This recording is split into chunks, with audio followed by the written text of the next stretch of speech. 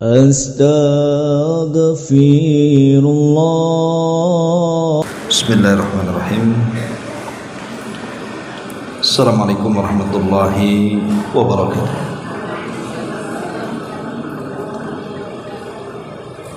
Alhamdulillah wassalatu wassalamu ala Rasulillah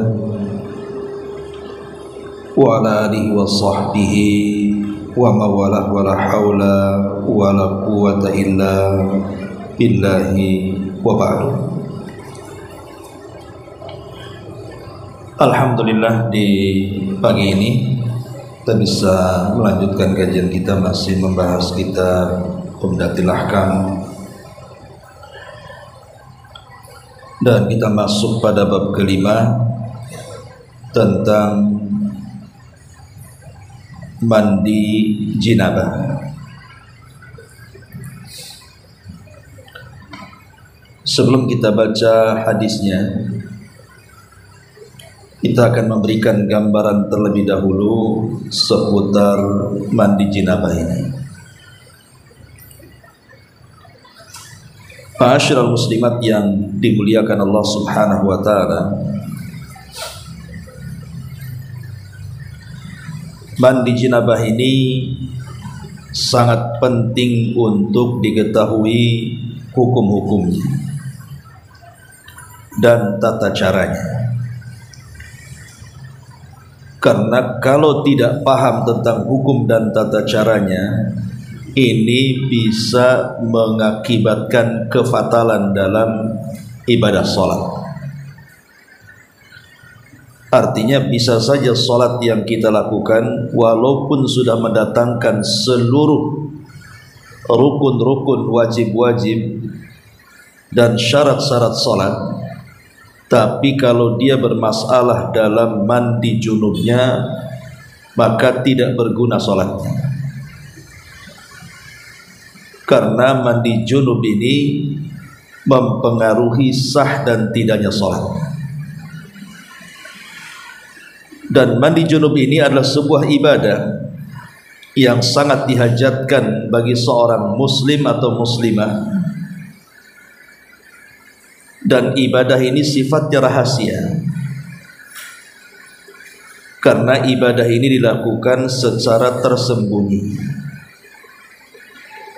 Tidak boleh seseorang membuka aurat di hadapan manusia, harus menutup diri dari keramaian.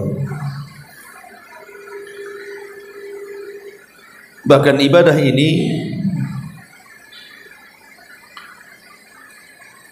menunjukkan tentang kesucian Islam itu sendiri. Karena Islam itu sangat menjunjung tohar, kesucian yang itu berpengaruh kepada ibadah-ibadah yang lainnya. Dan Nabi SAW mengatakan at-tuhuru syatrul iman, bahwa suci itu bagian daripada keimanan. Ada sebuah hadis yang dikeluarkan Imam Abi Dawud dari Abi Darda radhiyallahu an. Nabi sallallahu alaihi wasallam bersabda, "Khamsun man jaa bihinna ma imanin dakhalal jannah." Ada 5 perkara, siapa yang berusaha untuk mengamalkannya di atas keimanan, maka dijamin masuk surga. Apa saja 5 perkara itu? Kata Nabi SAW, man hafadha ala salawatil khams, orang yang menjaga salat 5 waktu, ala wudu'ihinna wa ruku'ihinna wa sujudihinna wa mawaqitihinna. Selama seseorang itu menjaga wudunya, menjaga rukunya, menjaga sujudnya, dan menjaga waktu-waktunya.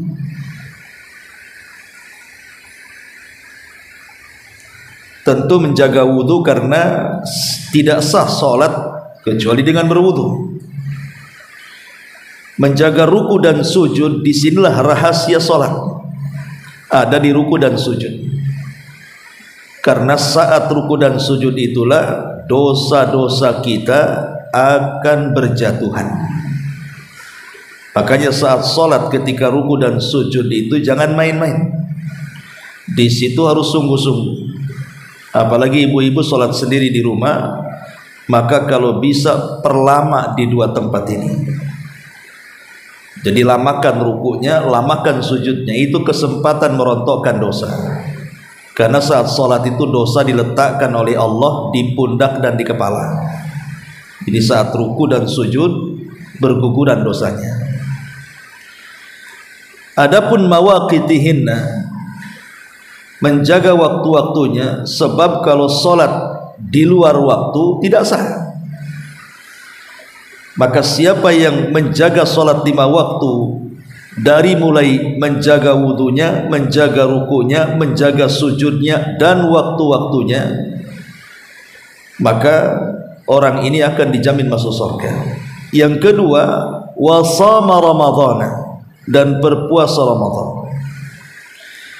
Yang ketiga, wahajjal baita in istata'a ilaihi sabila, kemudian melaksanakan haji bagi yang sanggup.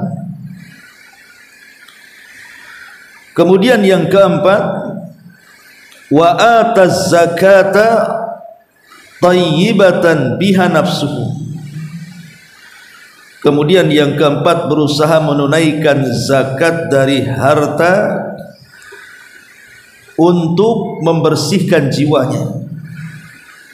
Dan yang terakhir, wa addal amanata, dan berusaha menunaikan amanah.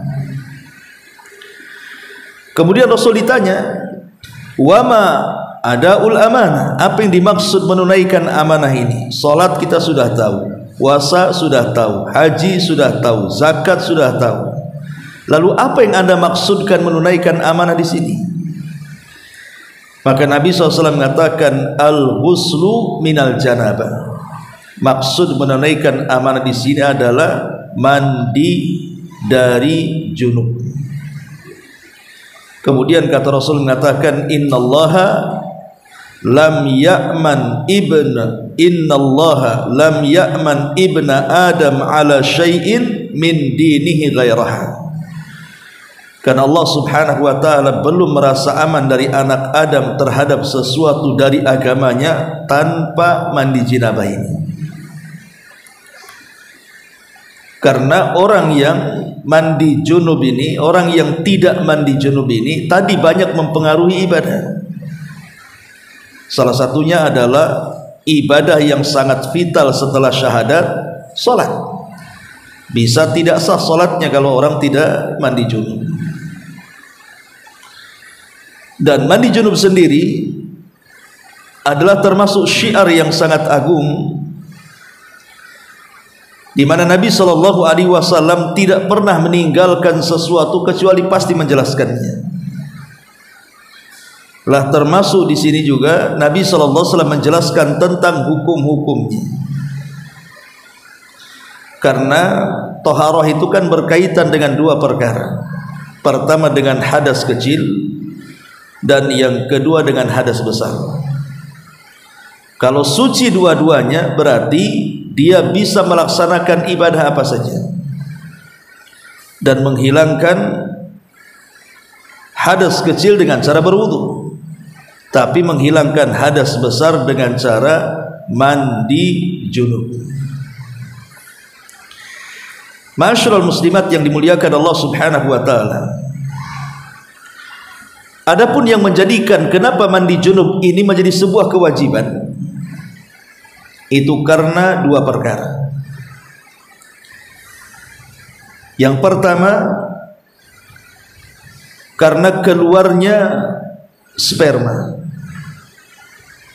baik di saat dia tersadar ataupun saat dia tidur. Kalau sampai keluar mani atau sperma, baik ketika dia sadar ataupun tertidur, maka wajib mandi. Karena Rasul mengatakan al-ma'u minal ma', adanya air karena air, maksudnya adanya mandi karena mengeluarkan air sperma.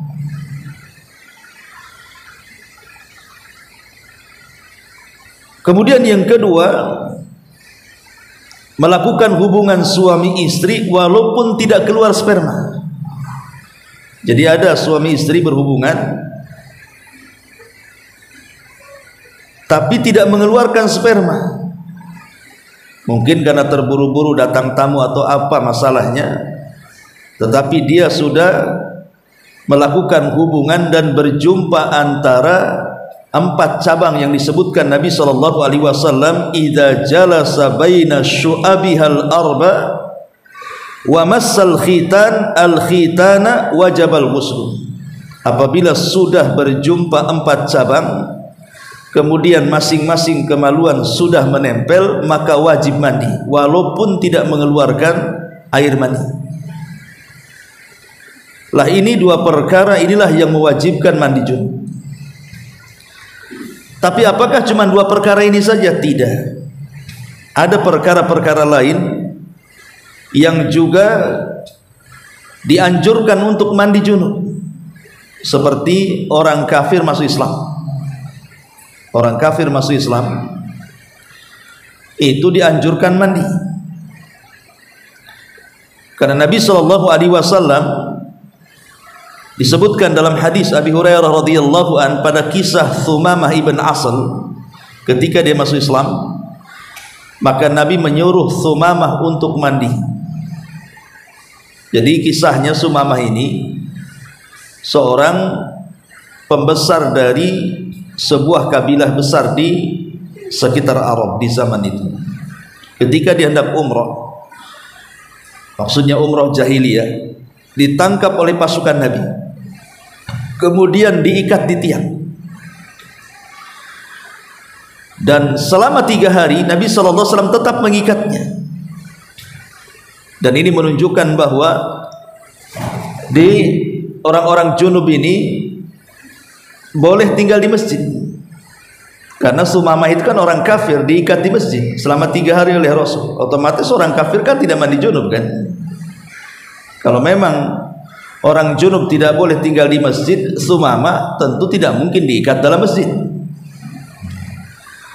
Tapi selama 3 hari Sumamah diikat di masjid itu, dia melihat akhlak Rasul dan para sahabat luar biasa. Setiap hari Rasul menawarkan Islam, tapi dia tidak mau. Akhirnya setelah 3 hari Rasul kemudian melepaskan. Setelah dia kemudian keluar, tiba-tiba dia balik lagi. Dan terkenang kebaikan para sahabat dan Nabi SAW, akhirnya dia pun menawarkan diri untuk masuk Islam. Lah ketika itu Rasulullah SAW merintahkan Thumamah untuk mandi, baru kemudian mengucap 2 kalimat syahadat, menunjukkan bahwa orang masuk Islam itu dianjurkan mandi junub juga. Termasuk juga wanita yang selesai haid. Wanita yang selesai haid, kata Nabi SAW, idza aqbalatil haidhah fada'is salata wa idza adbarat faghtasili wa salli. Rasul pernah bicara kepada Fatimah binti Abi Hubais radhiyallahu anha dan mengatakan, wahai Fatimah, kalau datang haidmu jangan sholat, tapi kalau selesai haidmu mandilah kemudian sholat. Menunjukkan wanita yang selesai haid dianjurkan juga mandi besar atau mandi junub. Termasuk juga orang yang sudah meninggal. Orang yang sudah meninggal dimandi jinabahkan, tentu oleh orang yang hidup. Kalau orangnya mandi sendiri ya nggak mungkin, orang udah mati kan. Dan itu disebutkan dalam hadis Bukhari Muslim dari Ummu Atiyah radhiyallahu anha. Dia mengatakan, dakhala alaina an-nabiy sallallahu alaihi wasallam wa nahnu nughassilu ibnatahu. Kata Ummu Atiyah, satu hari Rasul masuk ke tempat kami sementara kami dalam kondisi memandikan putri beliau. Maka Rasul mengatakan kepada Ummu Atiyah, igsilnaha thalathan aw khamsan aw aktsara min dhalik, in ra'aitunna dhalika bima'in wa sidrin wa ja'alna fil akhirati kafura aw syai'an min kafura. Kata Nabi SAW, cucilah atau mandikanlah sebanyak 3 kali gayung atau 4 gayung atau lebih banyak daripada itu, yang penting bersih. Dan jika perlu menggunakan air dan daun bidara, dan jadikan di akhir pemandianmu menggunakan kapur barus. Jadi Rasul memerintahkan Ummu Atiyah untuk memandikan siapa? Putrinya yang meninggal, Zainab radhiyallahu anha. Ma'asyiral muslimat yang dimuliakan Allah Subhanahu wa taala, dari sini kita tahu bahwa ada 5 perkara yang seseorang itu diwajibkan mandi junub, kan? Semuanya kan 5 jadinya. Pertama, keluar sperma, baik sadar ataupun tidak sadar. Artinya baik sadar ataupun tidak sadar, terjaga ataupun tidur dengan cara mimpi umpamanya. Karena mimpi basah itu ada 3 macam. Mimpi basah itu ada 3 macam. Pertama, mimpi melakukan hubungan, tapi setelah terbangun dia lihat ada sperma keluar, maka mandi junub. Yang kedua, dia tidak mimpi basah. Maksudnya dalam mimpinya dia tidak melakukan hubungan. Mungkin dia dalam mimpinya melihat lawan jenisnya, kemudian tertarik, kemudian bangkit syahwatnya. Ketika terbangun keluar sperma, nampak basah sperma, maka wajib mandi. Kemudian yang ketiga, dalam mimpinya dia berhubungan, tapi ketika terbangun tak ada pula tuh keluar sperma, kering, maka tidak wajib mandi. Kenapa? Karena ibrah itu mengeluarkan sperma, bukan mimpinya. Ya. Yang apes itu hendak melakukan hubungan, keluar pula sperma, nah, ini wajib mandi, karena ibrah itu mengeluarkan air mani atau sperma. Kemudian yang kedua, melakukan hubungan, baik keluar ataupun tidak. Kalau sudah bersentuhan antara 2 kemaluan laki-laki dan perempuan, maka wajib mandi, keluar atau tidak. Kemudian yang ketiga, orang mu'allaf, orang kafir yang masuk Islam. Kemudian yang keempat, berhentinya darah haid, dan yang kelima, orang yang sudah meninggal. Ini dianjurkan mandi junub. Ma'asyiral muslimat yang dimuliakan Allah Azza wa Jalla, lalu ibadah apa saja yang terlarang bagi orang-orang yang sedang junub itu? Pertama, salat.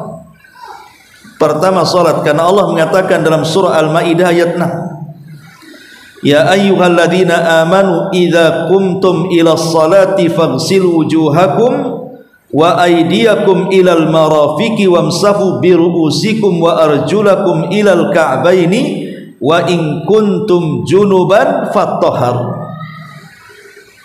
Di ujung Al-Maidah ayat 6 Allah mengatakan wa in kuntum junuban fattahharu. Kalau engkau dalam kondisi junub, maka segera bersihkan dengan mandi junub. Dan Rasul mengatakan la yaqbalullahu salata ahadikum idza ahdatsa hatta yatawadda. Dan Allah tidak akan menerima salat salah seorang di antara kalian apabila berhadas sampai dia berwudu. Kemudian yang kedua, tawaf. Tidak boleh orang yang junub melaksanakan tawaf, baik tawaf umrah, baik tawaf haji, baik tawaf wada atau tawaf sunnah biasa. Maka semua tawaf tidak boleh dilakukan dalam kondisi junub. Nabi SAW mengatakan dalam hadis Abdullah ibn Abbas radhiyallahu anhuma, at-tawafu salatun illa anna Allah azza wa jal ahalla fihi al-kalam faman takallama fala yatakallama illa bi khairin. tawaf itu sama dengan sholat, tetapi Allah halalkan boleh bicara. Jadi tawaf dengan sholat itu sama sebenarnya. Makanya orang kalau masuk Masjidil Haram tidak perlu tahiyatul masjid, langsung tawaf sebagai gantinya.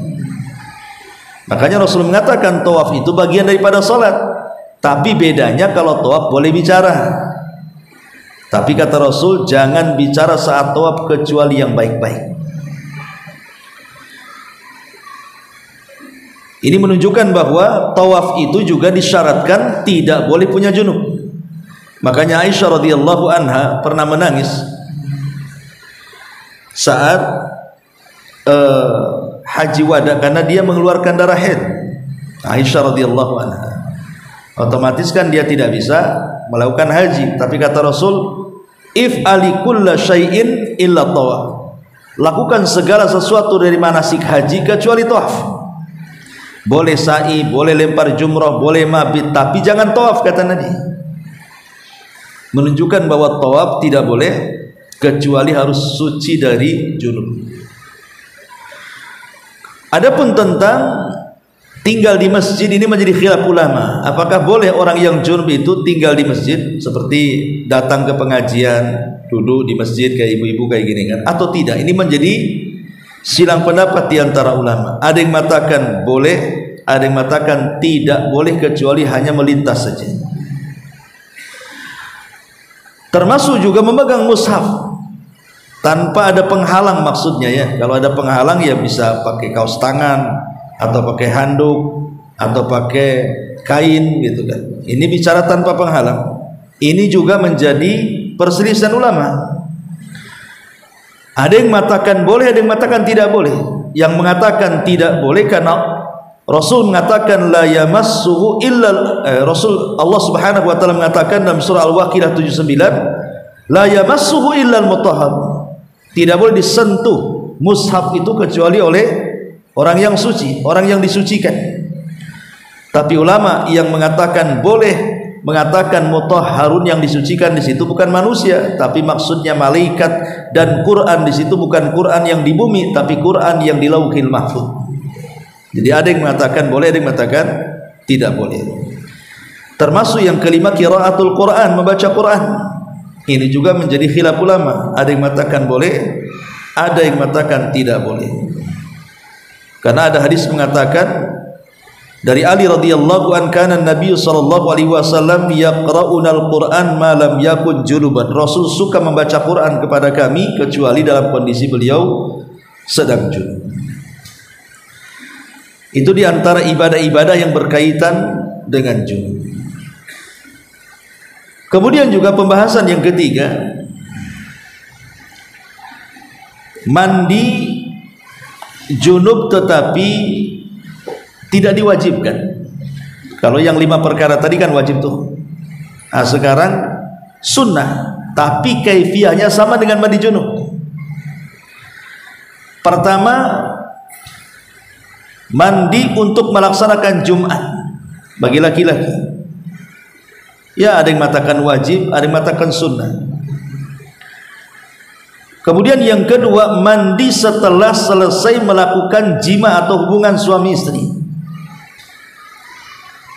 Jadi kalau seandainya ibu melakukan hubungan di malam hari, langsung setelah melakukan hubungan ibu langsung mandi, tidak harus menunggu di waktu pagi, maksudnya itu sunnah hukumnya. Karena Rasul mengatakan apa? Hada azka wa atyab wa athar. Karena orang yang melakukan seperti ini lebih suci, lebih baik, dan lebih bisa mensucikan dirinya. Kadang-kadang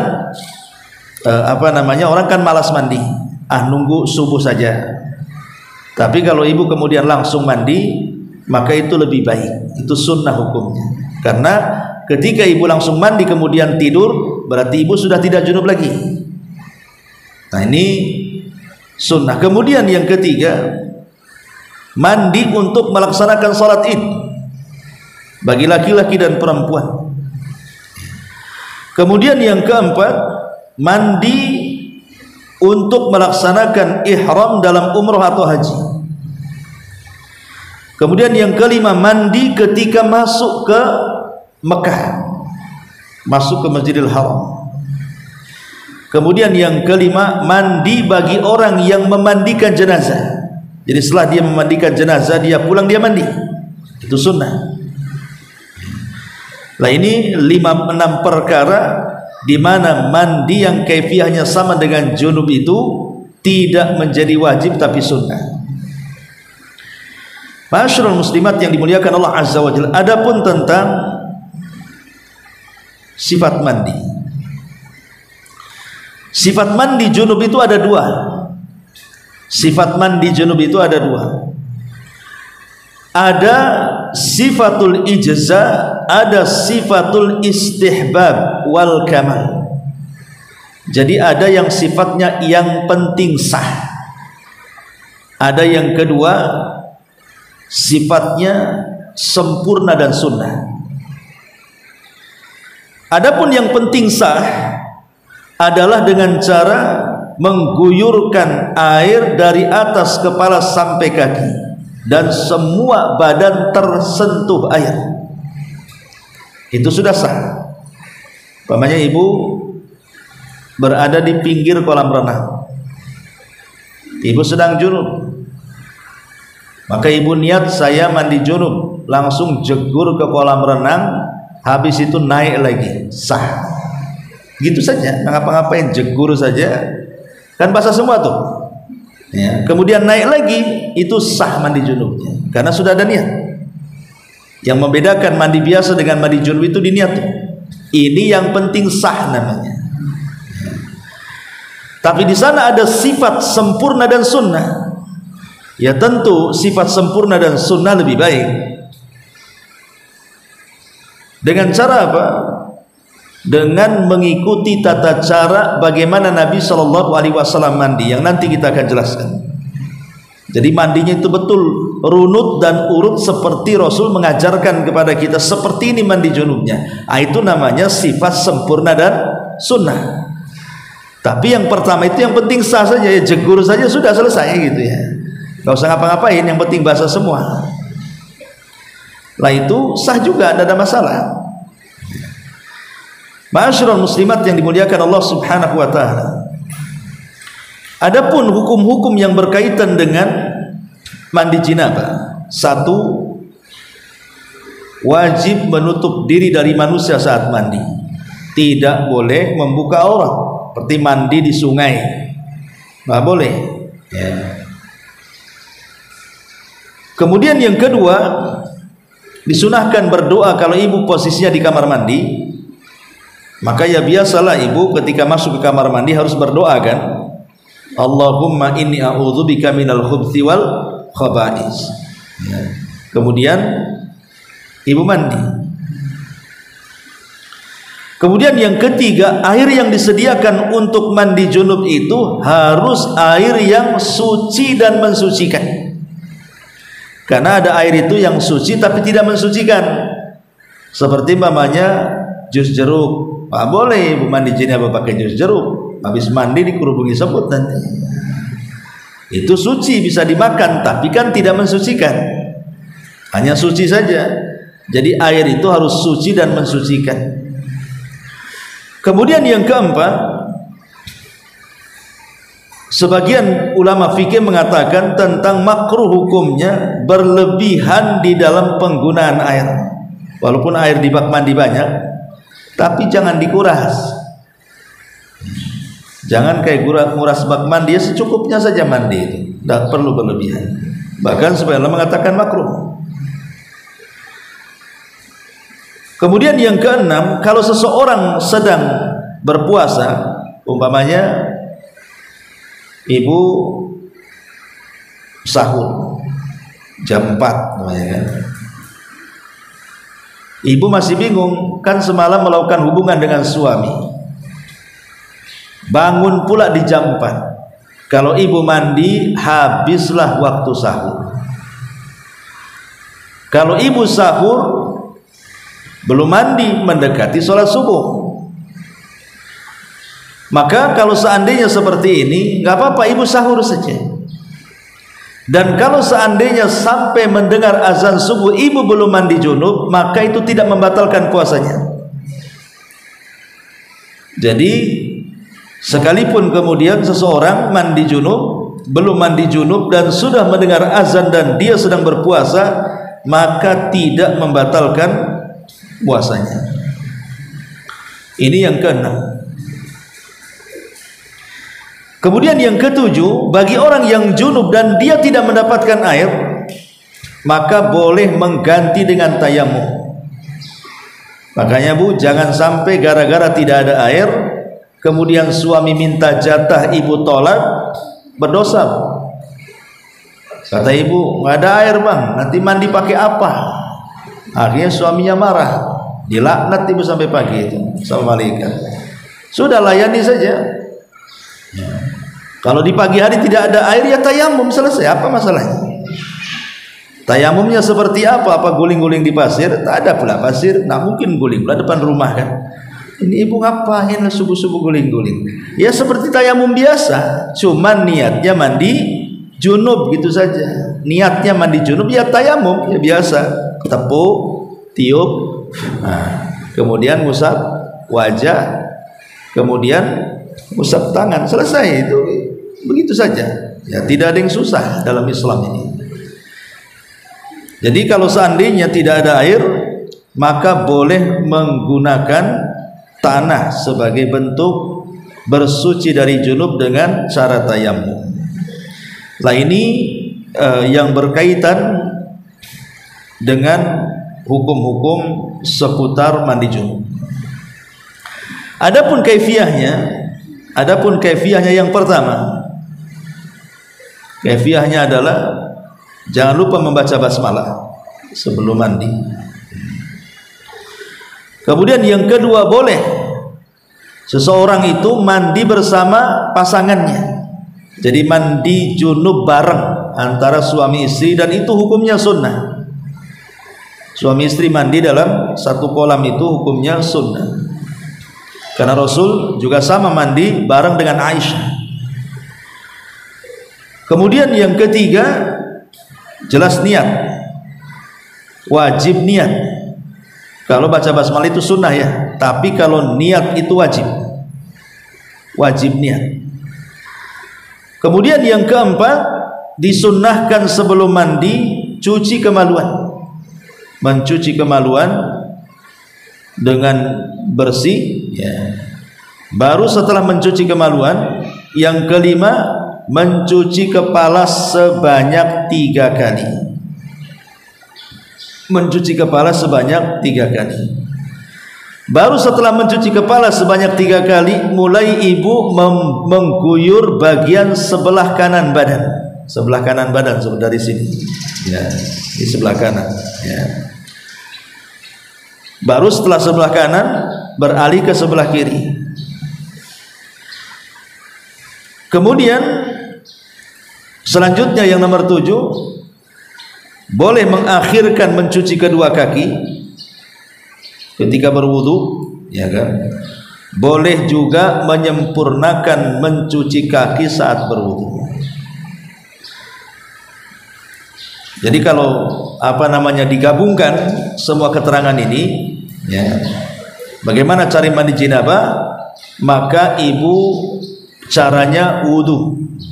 Pertama wudu dulu. Ketika berwudu itu boleh mencuci kakinya diakhirkan nanti aja. Tapi boleh juga menyempurnakan. Setelah berwudu, ibu cuci kemaluan, ibu cuci kepala, kemudian guyur sebelah kanan badan, guyur sebelah kanan sebelah kiri badan, baru yang mengakhirkan mencuci kaki saat wudu, itulah terakhir mencuci kaki. Tapi kalau saat wudunya sempurna mencuci kaki, berarti ya selesai mandinya. Nah itu kaifiah mandi janabah. Taib, ini secara gambaran. Kenapa saya buat gambaran seperti ini dulu? Jadi ketika kita membaca hadis tentang mandi junub itu sudah ada gambarannya. Baik, kita akan masuk hadis pertama dari bab mandi janabah. Hadis yang pertama dari Abi Hurairah. An Abi Hurairah radhiyallahu an anna an-nabiy sallallahu alaihi wasallam laqiyahu fi ba'di turuqil madinati laqiyahu fi ba'di turukil madinati wa huwa junubun.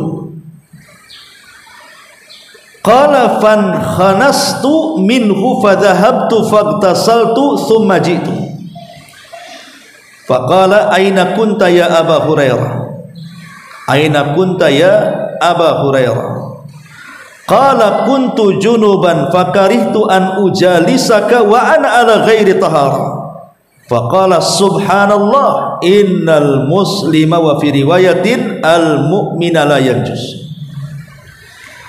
Dari Abu Hurairah radhiyallahu an, beliau berkata Nabi sallallahu alaihi wasallam bersabda, Nabi sallallahu alaihi wasallam berjumpa dengan dia di salah satu jalan dari jalan-jalan kota Madinah.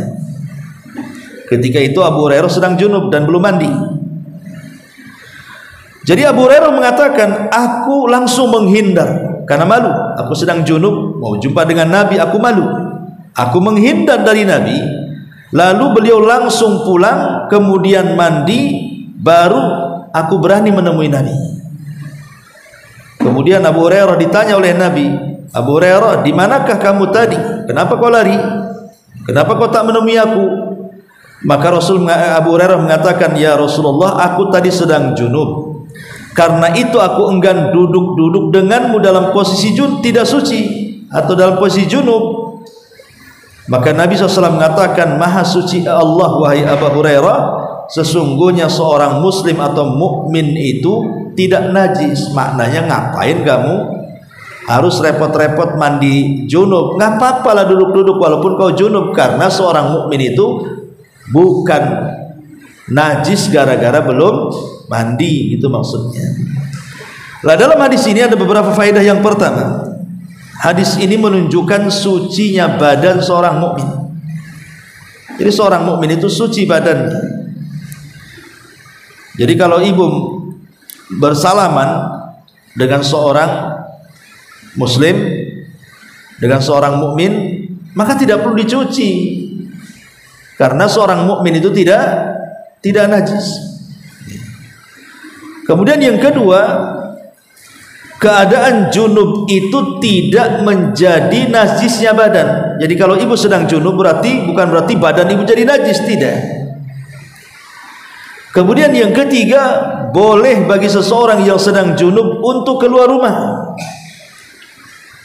dan mengakhirkan mandi junub, tidak apa-apa, tapi jangan sampai lewat waktu sholat.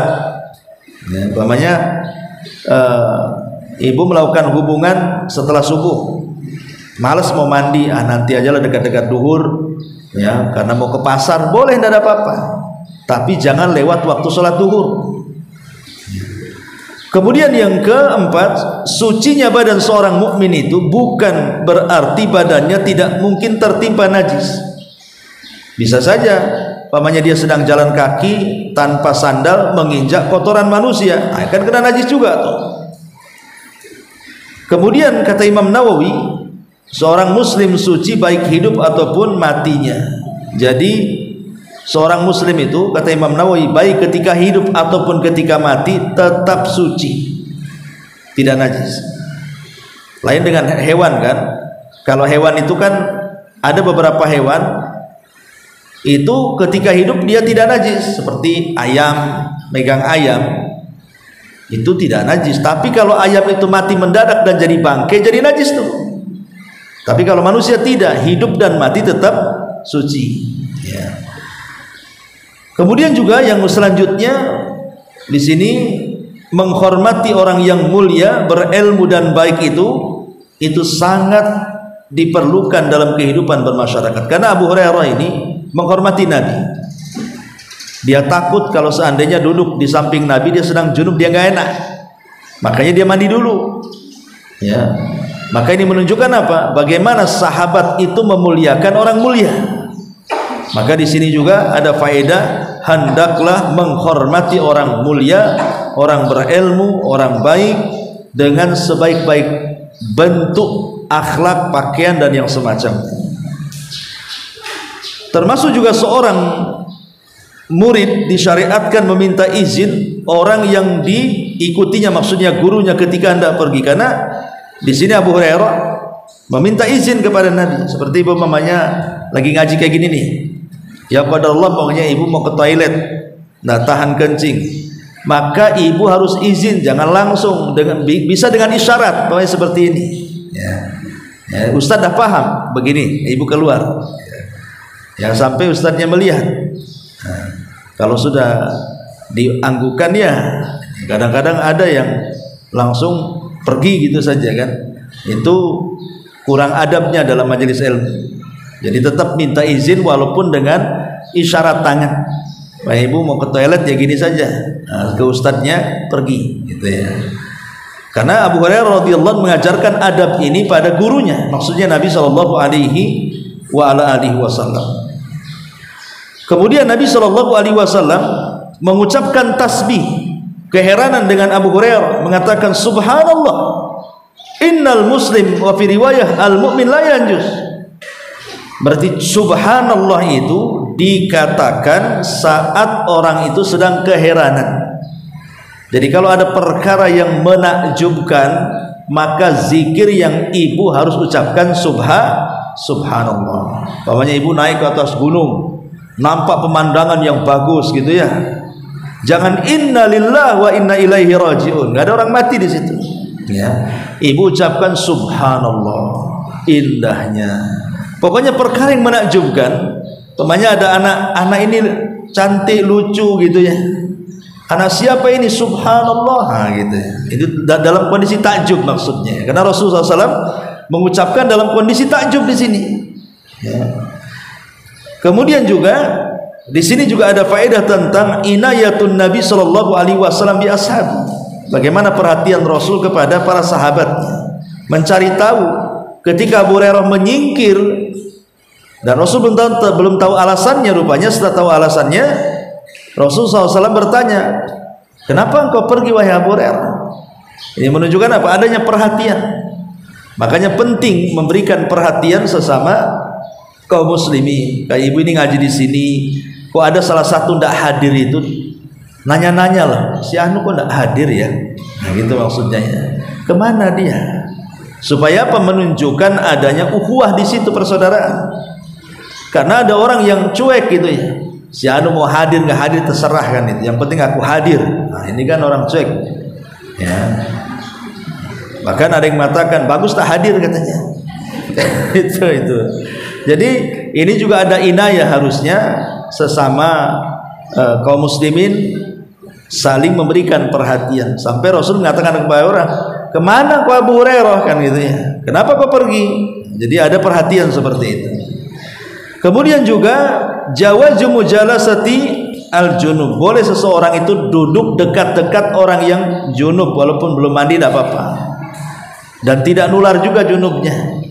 Dulu di samping dia tidak masalah kan gitu ya, ngobrol walaupun dia belum mandi. Karena Rasul mengatakan bahwa seorang mukmin itu tidak najis gitu ya. Kemudian juga kalau memang orang muslim itu tidak najis, bagaimana orang kafir? Maka ulama mengatakan orang kafir itu najis, tapi bukan najis hissi, maksudnya najis maknawi, bukan najis secara badan, bukan, tapi najis secara perbuatan. Perbuatannya najis, tapi badannya suci. Jadi kalau ibu salaman dengan orang kafir non muslim itu ya tidak harus dicuci badannya atau pakaiannya ataupun tangannya, karena walaupun Al-Quran mengatakan innal musyrikuna najasun, sesungguhnya orang musyrik najis, artinya orang kafir najis. Maksud najis dalam surah At-Taubah itu bukan badannya tetapi perbuatannya. Perbuatannya najis karena kekufuran perbuatannya, tapi kalau badannya tidak najis. Masyarul muslimat yang dimuliakan Allah Subhanahu wa taala. Ini diantara faedah dari hadis ke-31 dari bab jinabah. Kemudian hadis yang berikutnya dari Aisyah radhiyallahu anha. An Aisyah radhiyallahu anha qalat, dari Aisyah radhiyallahu anha dia berkata, kana Rasulullah sallallahu alaihi wasallam idza igtasala minal janabati ghasala yadayhi thumma tawaddaa wudu'ahu lis-salati thumma yaghtasilu thumma yukhallilu biyadaihi sya'rahu hatta idza dhanna annahu qad arwa basharatahu afadha al-ma'a alaihi 3 marratin thumma ghassala sa'ira jasadihi. Aisyah mengatakan bahwa jika Nabi SAW hendak mandi junub, maka beliau membasuh kedua telapak tangannya dulu, lantas beliau berwudu seperti wudu untuk sholat, kemudian menyela-nyela rambutnya dengan kedua tangannya hingga manakala beliau merasa yakin bahwa beliau telah membasahi kulit kepalanya, artinya pori-porinya sudah kena air, beliau mengguyur dengan air sebanyak 3 kali, kemudian membasuh anggota tubuh yang lainnya. Dan tadi saya sudah jelaskan tata cara mandi junub tadi.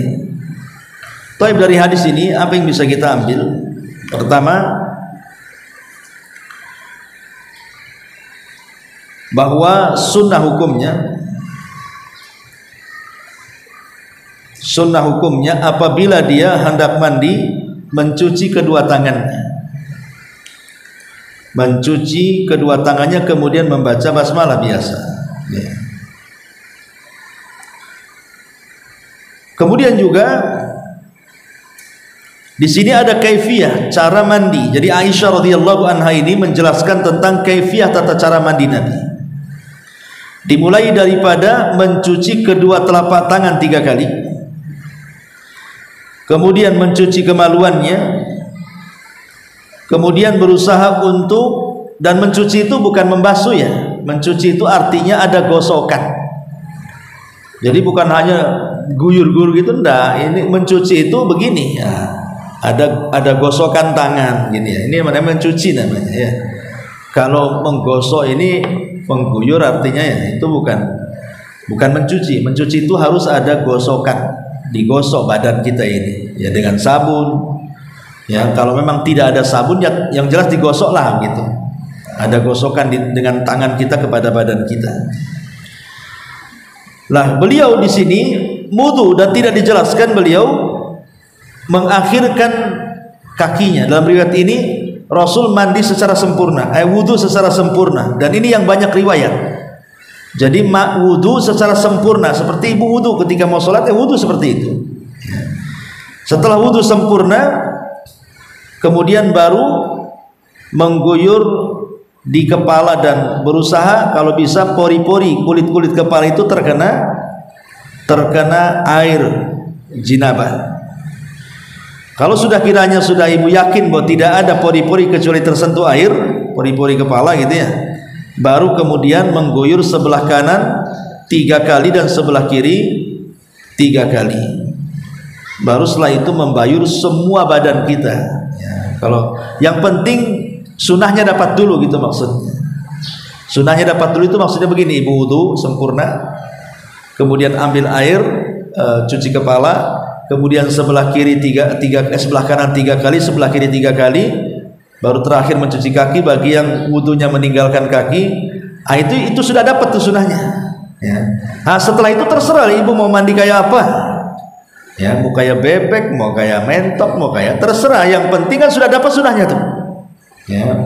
Kalau sudah itu mau ngambil shower mau apa terserah kan, yang penting sunahnya dapatkan dulu gitu maksudnya tadi. Kalau sudah perkara yang ini dapat, berarti selesailah ibu mandi junub. Lebihnya yaitu mandi segar saja ya. Tapi sekalipun demikian jangan sampai kemudian israf dalam penggunaan air, berlebihan dalam penggunaan air. Kemudian di sini ada riwayat wa kanat taqulu, dan Aisyah radhiyallahu anha berkata, kuntu aghtasilu ana wa Rasulullah min ina'in wahidin naghtarifu minhu jami'a. Aisyah mengatakan aku pernah mandi bersama Rasulullah dalam satu bejana dan kami menciduk air dari bejana itu berbarengan dengan Nabi SAW. Artinya bukan nyemplung dalam bejana, bejananya satu gitu ya, kemudian saling ciduk gitu, bukan masuk ke dalam bejana ya. Tapi apakah boleh kemudian pamannya ada kolam masuk jegur dua-duanya ya enggak apa-apa. Tapi kalau bak mandi 1,5 meter ibu sama suami nyemplung di situ, mana pula itu ngerendam namanya ya. Kalau kolam besar iyalah ya kan, Nah, kalau kolam kecil saja ya berdua saling ciduk gitu saja seperti yang dilakukan Aisyah dan juga Nabi sallallahu alaihi wasallam. Wallahu alam, sekira 3 hadis dulu. Nanti minggu depan kita lanjutkan. Baik, sampai di sini kita buat tanya jawab, silakan.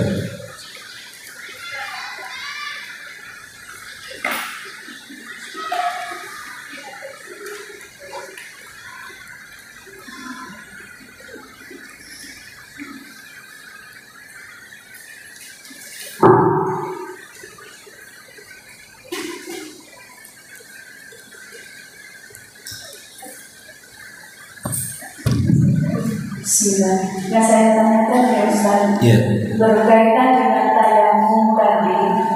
Jika kita tidak mendapatkan air, kita boleh dengan tayamum. Jika kejadiannya kita menjelang sholat subuh misalnya tidak ada air gitu kan Ustaz. Dan setelah itu kita bertayamum, dan setelah sholat subuh kita mau sholat zuhur, apakah memang sudah sah atau kita misalnya sebelum ini kita sudah menemukan air?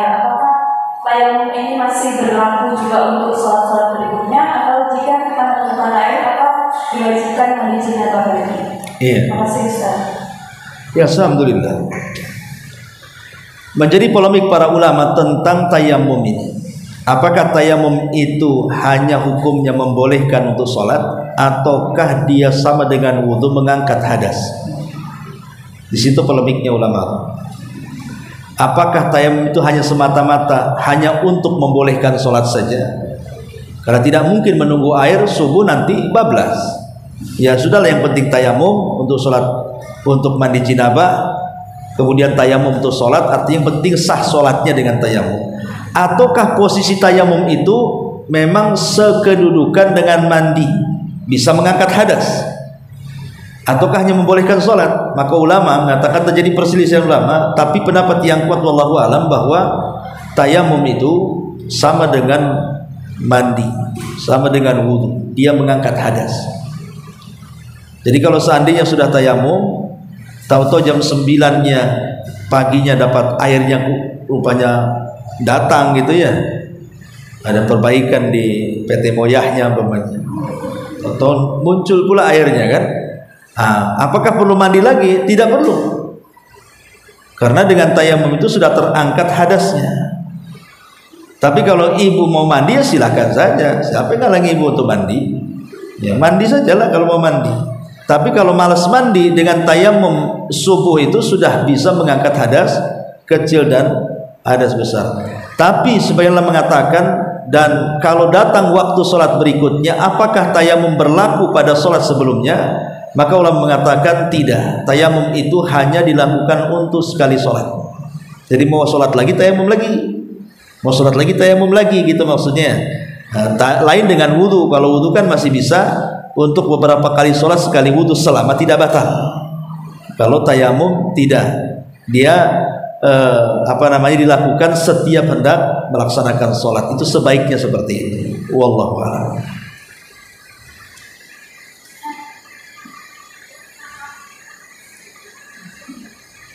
Iya.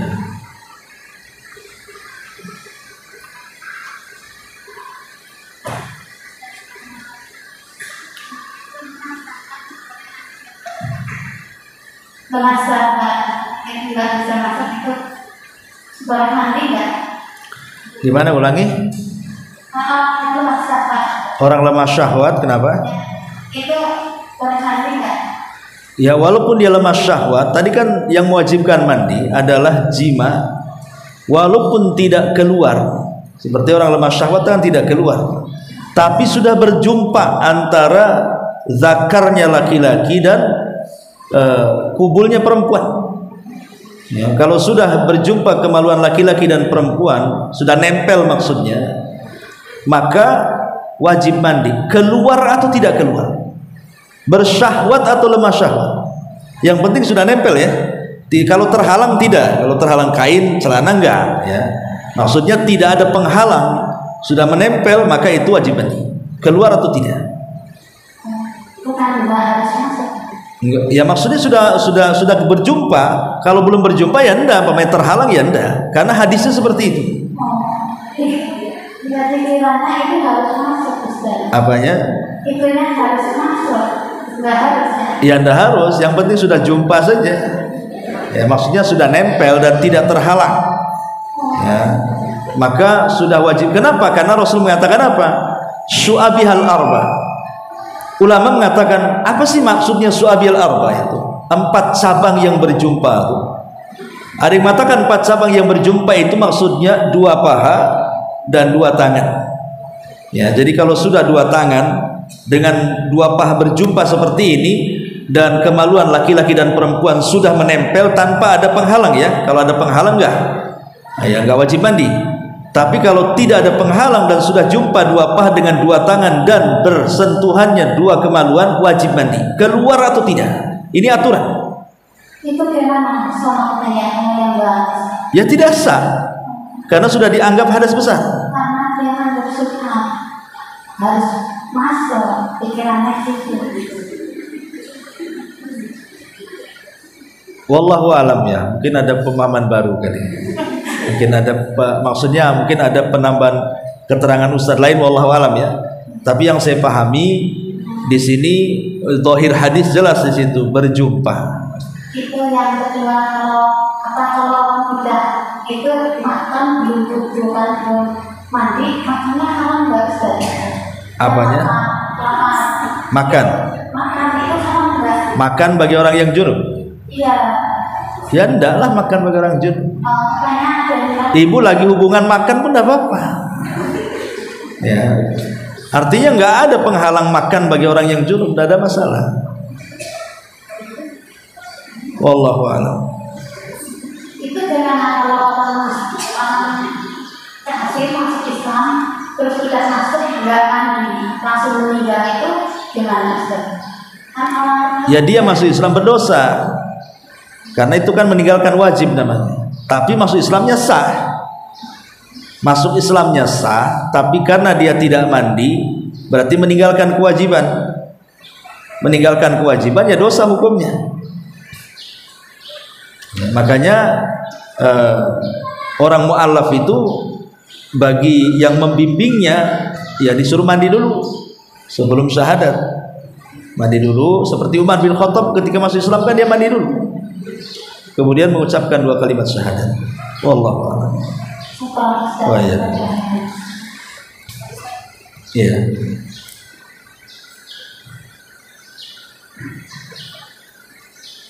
Nah, ketika junub hendak sholat tidak mendapatkan air, tayamumnya itu berapa kali Ustaz? Untuk junubnya yang untuk sholatnya itu Ustaz? Sendiri-sendiri. Oh, ini sendiri-sendiri. Iya.